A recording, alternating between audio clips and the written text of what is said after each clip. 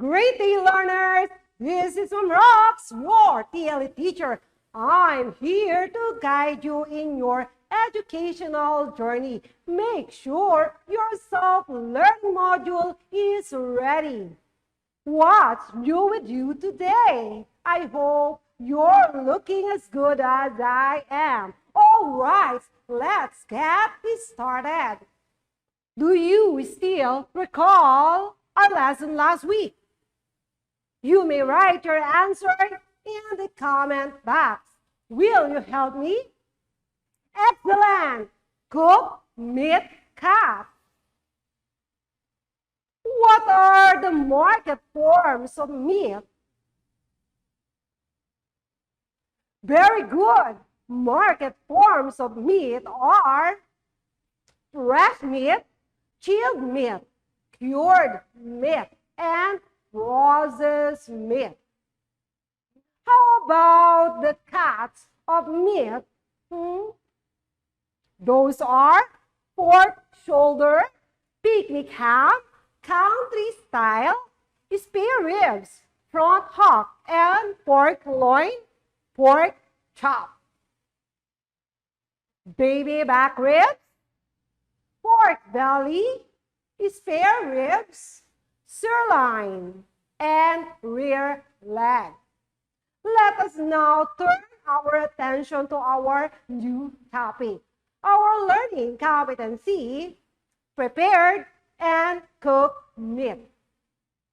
Our learning objectives are, at the end of the lesson, learners should be able to, number one, identify the different kinds of meat, sources, and nutrient contents.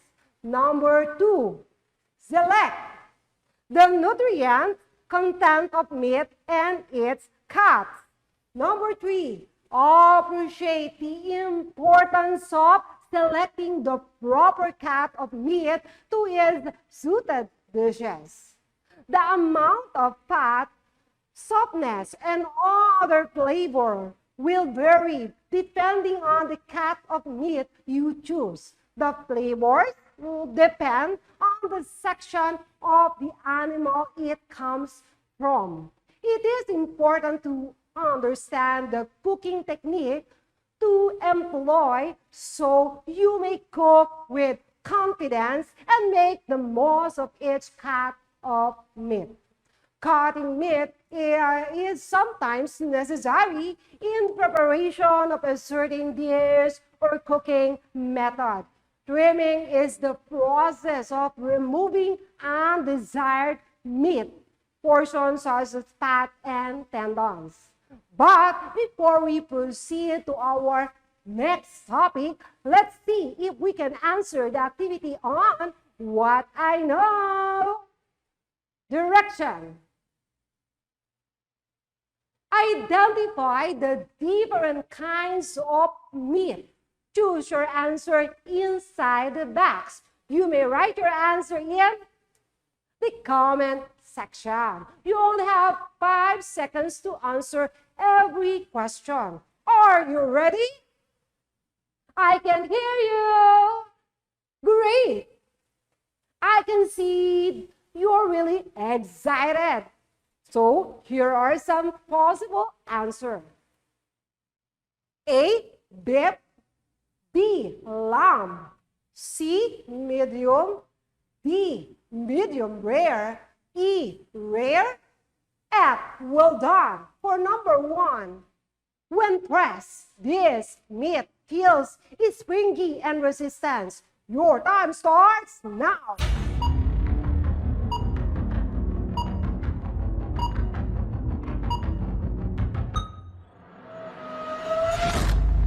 Your time is up. If your answer is letter D, medium rare, you are correct. Number 2. This type of meat feels hard and raw. Your time starts now.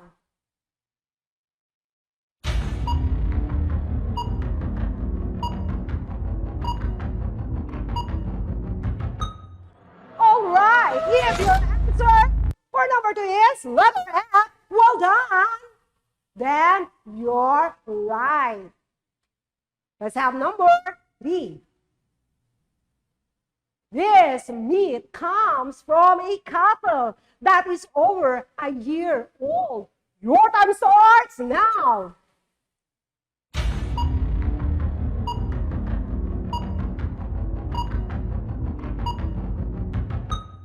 Time is up. If your answer for number 3 is letter A, beef, you did a fantastic job. Let's have number 4. The texture of this meat is jelly-like and incredibly soft. Your time starts now.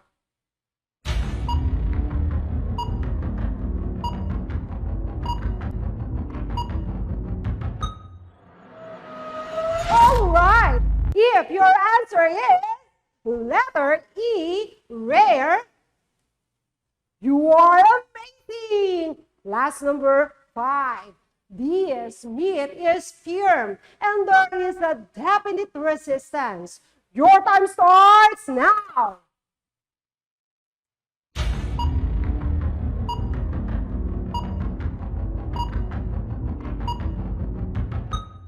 Time is up. If your answer for number 5 is letter C, medium, you did an incredible job. That was so amazing. Great job.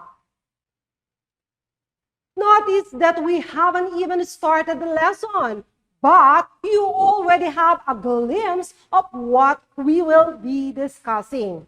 So, what are we waiting for? Let us start the lesson. Prepared meat cuts according to the given recipe. Now, let us watch a video about the different kinds of meat in the supermarket. Let's go to the supermarket and buy different kinds of meat.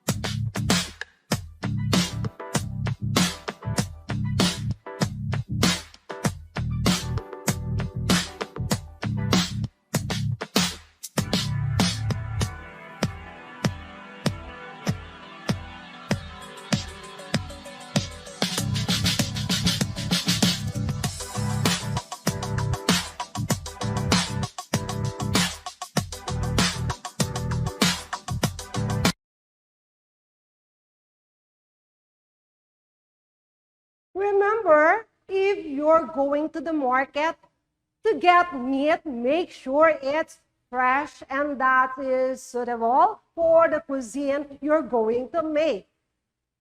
Let's have the different kinds of meat and their sources. First, pork. This meat is from domesticated pigs, typically high in fat, commonly slaughtered 1 year or less of age to ensure tender cuts. Number 2, beef. Meat from cattle over 1 year old. Humans hunted with wild boar in the past and later domesticated them. Since then, a variety of cow breeds have been developed with the goal of improving the quality and or the quantity of their meat.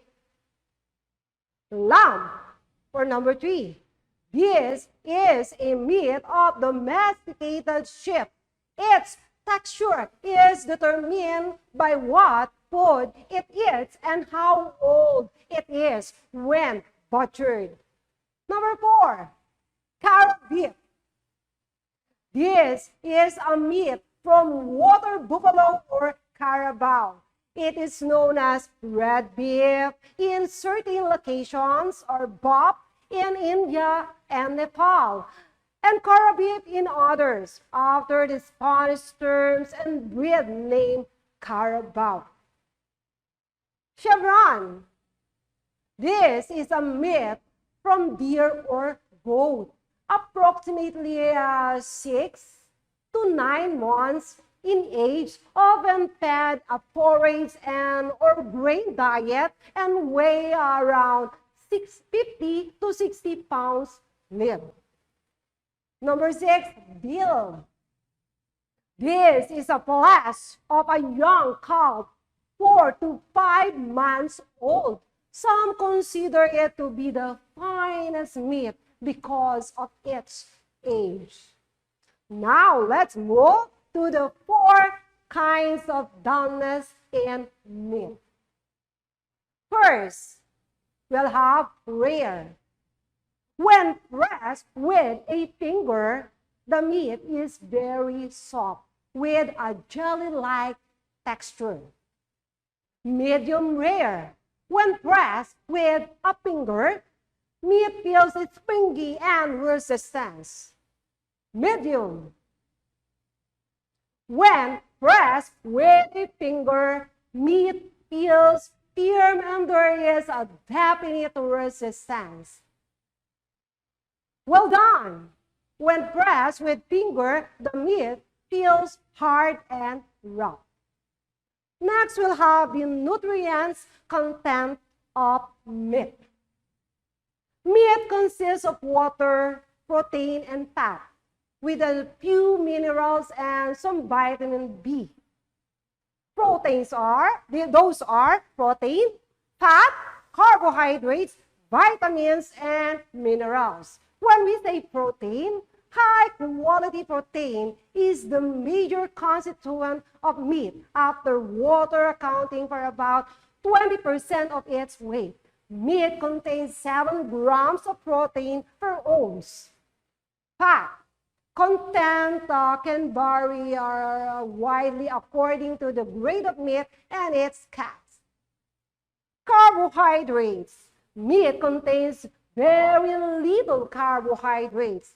Glycogen found in the liver and muscle tissue is present when the animal is alive, but the glucose that makes up glycogen is broken down to lactic acid during and after slaughter. We'll have vitamins. Vitamins, they are meat in excellent source of B vitamins, such as thiamine, B, riboflavin, B2, pyridoxine, B6, vitamin B12, or we call it niacin or B3, and some folate. Niacin is or vitamin B3 is obtained from tryptophan, an amino acid plentiful in meats and milks. Last, we'll have the minerals. Meat is an excellent source of iron, zinc, copper, phosphorus, and few other trace minerals. So let's move to the different meat cuts and how it should be cooked. First, we'll have the blade steak. We call it blade roast. The steak cut very versatile and can be cooked by barbecuing, pan frying, stir fried, dicing, or even slow cooked. Blade roast is fantastic to be cooked as the whole roast. You may also cut into steak. Second, chop. It contains a lot of connective tissues and is perfect for slow and moist cooking techniques. Third is cod fillet. It is a moist, a flavorsome cut of beef and is great for roasting or can be cut into steaks or strips to pan fry. Number 4, rolled rib and standing rolled rolls.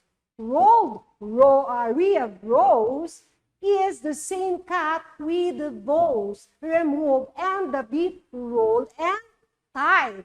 Standing rib rolls, it is a squash fillet with the rib bones attached. Next, we'll have the point and brisket. It is ideal for slow cooking, braising, or use in a casserole. This cut of beef is perfect for any pulled beef recipe because it will start falling apart while cooking. Sirloin. It is best suited to high temperature cooking such as pan frying and barbecuing. We'll have fillet. It contains a small amount of connective tissues and fat. The fillet is best suited to pan frying, barbecuing, or even roasting if kept as a whole fillet. T-bone. This cut, as many readers would know, is great for frying and barbecuing. Porterhouse. This is cut from the rear of the strip loin and therefore includes more of the tenderloin steaks. Next, we'll have rump. This cut can be pan-fried, slow-cooked, or roasted. Silver side. All silver side cuts are great for slow cooking.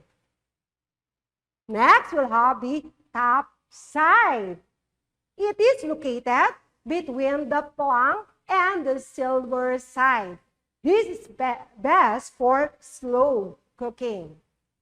Last, we'll have knuckle. A lean piece of meat that can be roasted, slow cooked, barbecuing, or sliced for stir fry. To enumerate the different kinds of meat and its sources, those are pork,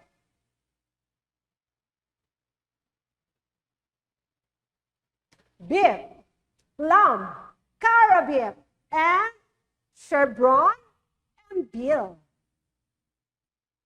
We'll have also the 4 kinds of doneness in meat are rare, medium rare, medium, and well done.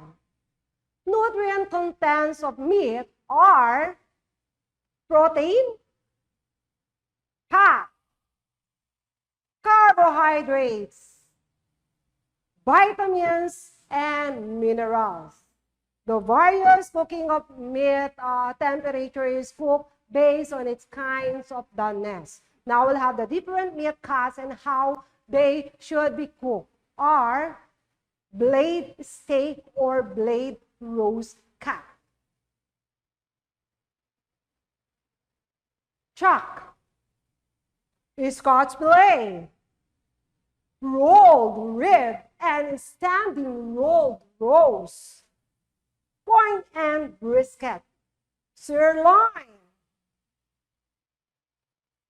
filet, T-bone, porterhouse, rump, silver side, top side, and knuckle.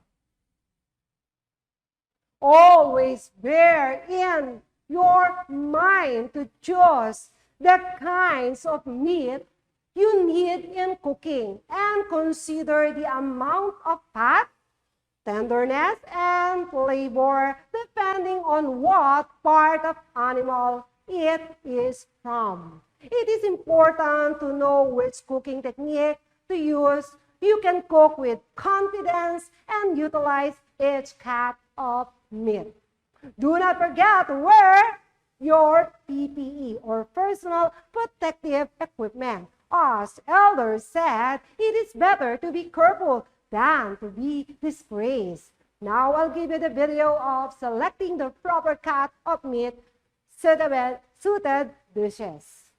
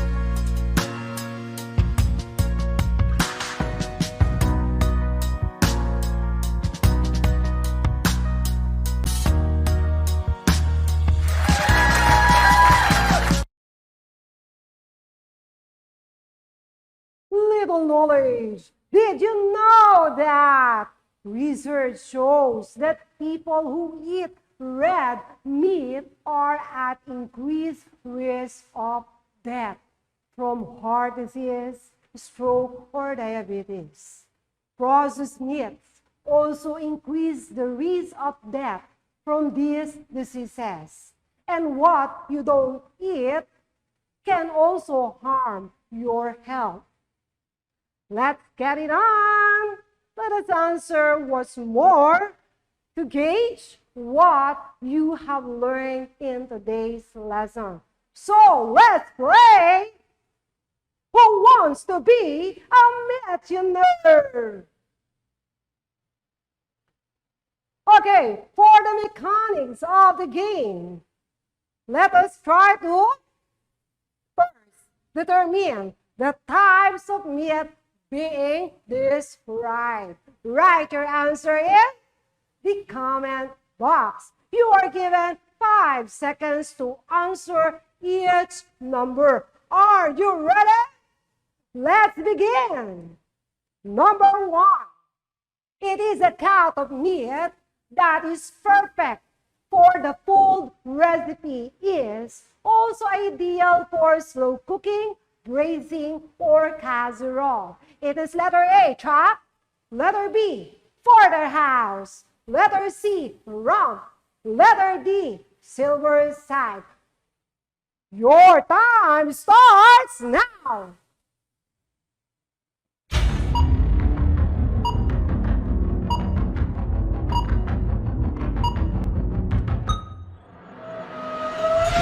Time is up. If your answer for number 1 is letter A, chop, then you are correct.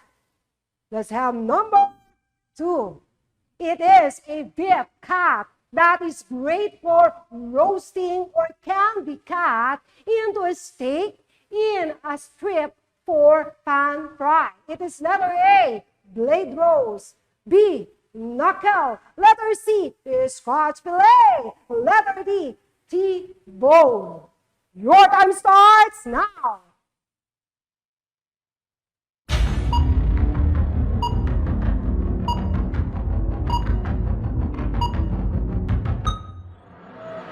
All right. If your answer is scotch fillet, you're fantastic. Let's have number 3. This is a very versatile and can be cooked by barbecuing, pan frying, stir frying, dicing, and very slow cooking. It is letter A, blade steak. Letter B, fillet. Letter C, sirloin. Or letter D, top side. Your time starts now.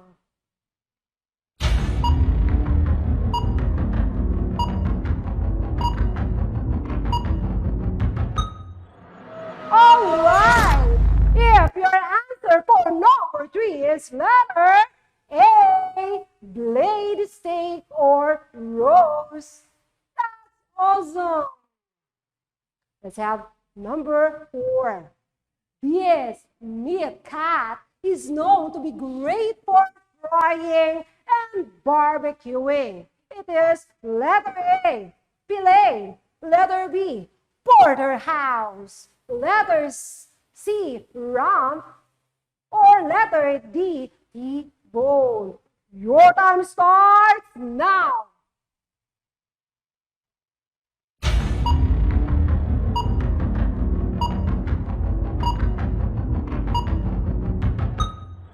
Time is up. If your answer for number 4 is letter D, T-bone, you're a genius. Let's have the last number 5. This cut of meat that can be pan fried, slow cooked, or roasted. It is letter A, chop. Letter B, rolled rib. Letter C, rump. Or letter D, silver side. Your time starts now.